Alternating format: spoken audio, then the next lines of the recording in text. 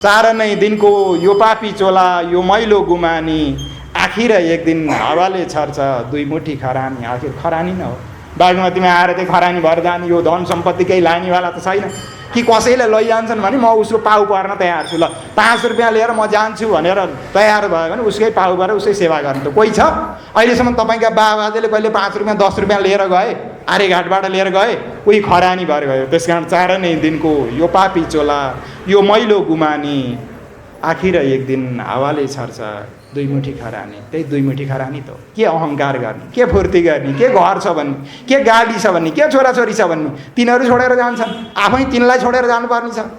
परेको बेला त्यो दुःख भोग्ने बेला कसैलाई एक मुठी दुःख पनि सापट्टि दिने मिल्दैन।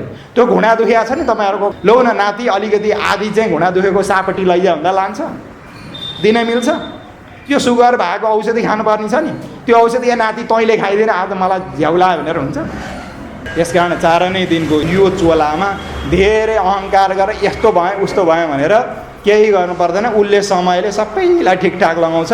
समय हो, समय बलवान छ। पशुपतिनाथमा अन्तिममा दर्शन गर्न लिएर आउँछ।